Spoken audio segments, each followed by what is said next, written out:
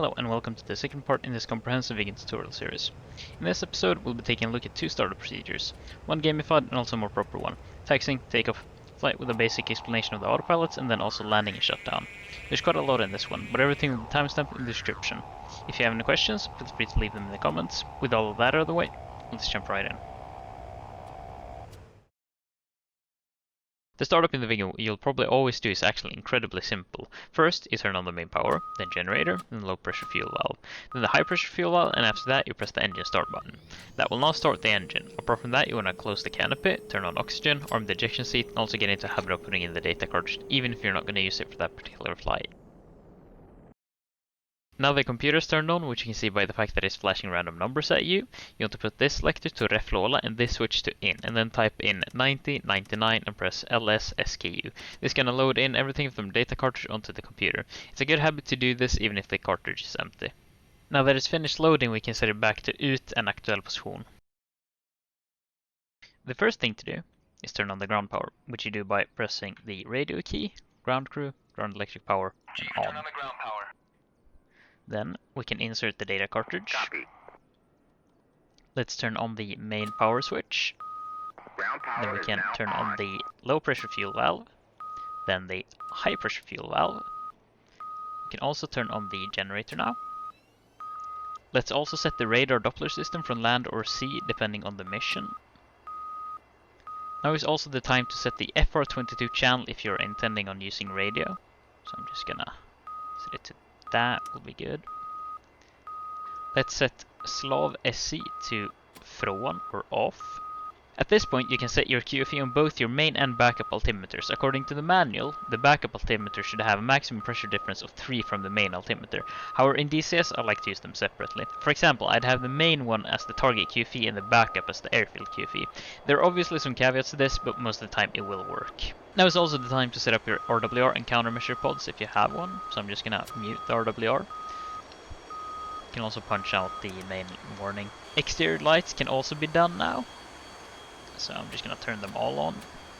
After this, it's also technically the time to turn on the IFF panel, but it does nothing, so I'll just flip it on. Since this is more of a proper startup and the Viggen is meant to do completely pre-planned strikes, you're also supposed to set up the weapons now on the ground. So I'm just gonna set it as if I had rockets to ATT, longer distancing, and those are good. We can at this point also enter anything we need into the computer. Since I'm not flying a mission currently, I'll just load in the cartridge with 1999 as I did before. So 9099 and LS SKU. Wait for that to load in. Press out, aktuell position. We can also now turn on the oxygen. We can close the canopy. Wrong way. Now at this point, we can start the engine. There are a bunch of checks you can do while the engine is starting, as well as some before that I skipped. There's some more checks here as well for a full proper startup, however the only thing I would be worried about is unsafing the ejection seat and disconnecting ground power. They can get going once the engine's on. Taxiing in the Viggen is incredibly simple. You just want to turn off the parking brake and then you're good to go, since the nose wheel steering is always on. The brakes are also very good, and should you really need it, you can always use thrust reversers to slow down or even back up. Be careful, however, to not apply the brakes if you're going in reverse or you may have a tail strike. Taking off is also very easy in the Viggen. Once you're lined up on the runway, you want to apply your takeoff trim, which is recommended 4 to 6 degrees, nose up based on your loadout. Then put your master mode to nav, let's apply the brakes and throttle up to mill power. After spool up, let's release the brakes and throttle up to afterburner zone 2. We can pull up once this green line in the HUD reaches the outer edges. Just a tiny bit of stick back will do it. If you do too much, it will yank up and you can potentially compressor stall.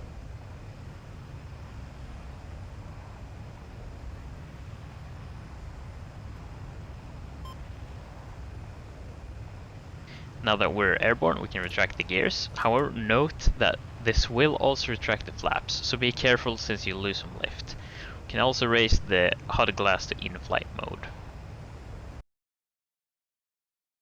I don't have too much to say on flight, since you'll have to feel out the flight mode yourself. However, I'll throw in some tips, such as the engine is susceptible to compressor stalling in low-speed highway maneuvers. Some other useful things to know are how the autopilots operate. So how do they work? Well, let's begin with Spock here. This is just a smoothing out of your inputs. They should practically always be on, since it just makes it easier to fly. Then there's the attitude hold, which does what it says on the tin. However, it can also be used as a light auto trim. To do this, you'll need to set your trim fairly close to stable flight and then press it on and off, and it will do the final bit of trimming to get you perfectly stable. Hoid hold or altitude hold also just does what it says. When you activate it, it will hold the altitude you were at when you press the button. A little bit of a caveat though is that it doesn't work when you're around Mach 1, it gets very unstable and it's not something you should rely on at this very specific speed. However, after you get above Mach 1.1 or so, it'll go back to being stable again. Another note about both the attitude and altitude hold is that if you just press trim left or right while it's active, you'll enter a perfect 30-degree bank either direction, and if you press the counter direction, it'll go back to flying straight again. Apart from that, you're just gonna have to find out on your own what the jet can and can't do. Landing the Viggen is also very simple. You have a lot of thrust if you need to speed up. The gears and flaps are fairly effective at slowing you down so you won't overspeed either. It has good lift and the gears can take quite a lot of impact, so messing up takes quite a bit of effort. As well as all of that, your brakes are very effective and you have a thrust reverser as well. You want to aim for a 12-degree alpha landing ideally, however it can do more if needed. Be careful however to not use more than 16 degrees or you'll most likely tail strike. If landing with a thrust reverser, you can activate it while still in the air as it won't actually activate until you have weight on the nose wheel. After touchdown, be careful if you brake heavily and use the reverser at the same time, as this can make the jet unstable on the yaw axis. If it does become unstable, you have to ease off the reverser. You can also land using the AFK if you wish. You engage the AFK landing mode by dropping the gears while the AFK is active, or activate the AFK while the gears are down. There are two landing modes with the AFK, the 12 degree and the 15.5 degree alpha modes. One will be trying to keep you at a good speed if you hold 12 degrees of alpha, and the other if you hold 15.5. You switch between the 12 and 15.5 mode by pressing this button. Most probably you'll never use these, but they're here if you for some reason do. After landing, the only thing you really have to do is set the master mode to beredskap. This will allow you to change data cartridge, but you still have to do it even if you intend to fly with the same mission. Otherwise you'll not get the proper HUD symbology for takeoff and the like. Alright, so now I'm just going to run you through a little bit of a landing demonstration. Just put on the autopilot there. Now I'm going to put the master mode selector to landing PO. This is a visual approach mode. Now I'm going to lower the landing gears and lower the HUD glass to landing mode, landing and takeoff. Now I lowered the landing gear just so I can decrease my speed a little bit. I'm going quite fast right now, so I'm just gonna put those down. That's gonna bring down the flaps, more lift, less speed. Gonna bring out the air brakes. Try to get this ball here on the ball in the HUD just about on the beginning of the runway.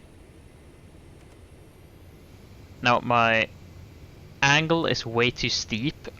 I'm going way too much down, so I'm just gonna try and balance that a little bit.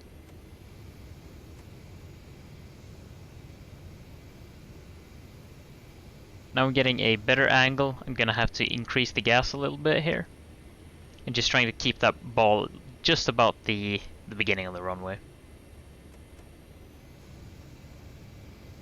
So now it's getting a little bit short. I need more gas.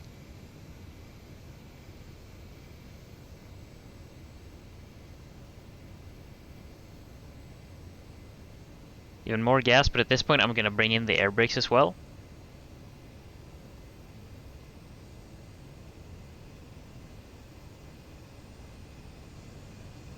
And at this point my angle is pretty good now, so now it's just a case of increasing the speed. We just heard there was me engaging the thrust reverser should I need it.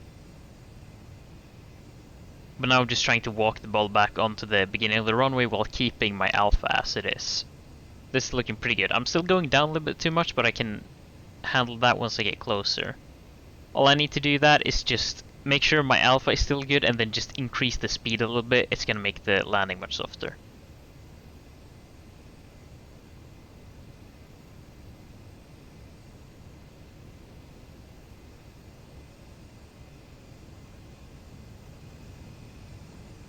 So now you can see me increasing the angle a little bit. I don't actually want to do this, but I'm also increasing the gas so the angle will go down. And you can see the landing gets a little bit softer there because of that. It's not perfect, but it doesn't need to be in this plane. It's so easy anyway.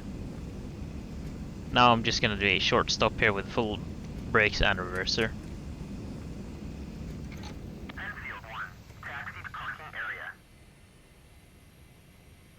And that is how you land the Viggen. All you have to do now is just set the master mode to beredskap and you are done. Alright, All that's left to do now is shut her down. As with everything we've been through today, it's quite simple. First off, let's save the ejection seat. Then turn off the generator and high pressure fuel valve. Now we can turn off whatever system we use, like RWR, lights, etc.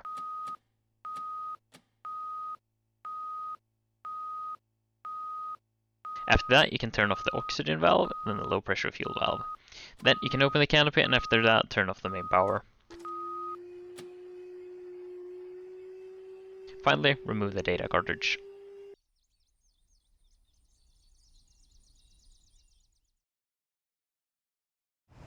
Now that we're done with all the very basic stuff like cockpit familiarization, startup and shutdown, we can start getting into the more complicated stuff. So in the next video, we'll go through the navigation system and also have a basic run through of the CK37 computer. If you found this useful, consider leaving a like so others may find it. And if you want to make sure not to miss any coming parts, then why not subscribe? Anyway, that's all I got.